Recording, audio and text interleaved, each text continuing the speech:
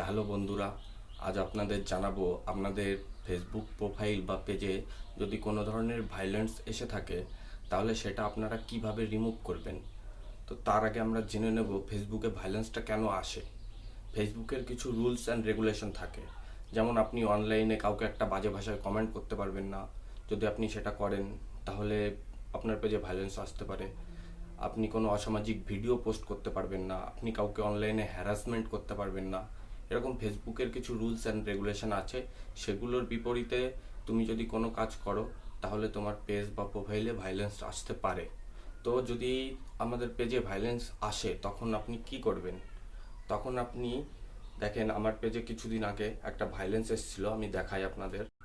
তো বন্ধুরা, আপনারা কিভাবে আপনার পেজে কোনো ভায়োলেন্স আছে কি না কিভাবে চেক করবেন?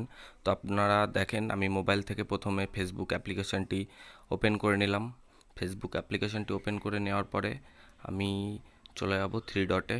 আমার প্রফেশনাল বোর্ডের নিচে গিয়ে আমি স্ক্রল করে নিচে চলে যাব। নিচে গিয়ে আমি প্রোফাইল রেকমেন্ডেশনে ক্লিক করব। তারপরে দেখুন আমার এখানে growth at risk, profile has some violation, you have your first violation, it happens, review the violation details, action we have taken। ফেসবুকের যে কোম্পানি, যারা ফেসবুক যাদের বসিয়ে রেখেছে তারা আমার বিরুদ্ধে অ্যাকশান নিয়েছে, দেখতে পাচ্ছেন বন্ধুরা। কিছুদিন আগে আমার পেজটিতে ইস্যু ছিল। তো আপনারা কি করবেন, আপনারা যদি এরকম ভায়োলেশন আপনাদের পেজও আসে, তো ফেসবুকের আপনি যদি সত্যি কোনো বাজে কমেন্ট, কোনো হ্যারাসমেন্ট করে থাকেন, তো আপনারা সিদ্ধান্তটা মেনে নিন এবং পরবর্তীতে এরকম কিছু করবেন না। দেখবেন আপনার ভায়োলেন্সটা একা একাই চলে যাবে। বন্ধুরা, আপনারা দেখতে পারলেন আমার পেজে কিছুদিন আগে একটা বাজে কমেন্ট করেছিলাম আমি একজনকে, আমি বুঝতে পারিনি, তার জন্য আমার পেজে ভায়োলেন্স এসেছিল। তো এটাই আমার ফার্স্ট ভায়োলেন্স।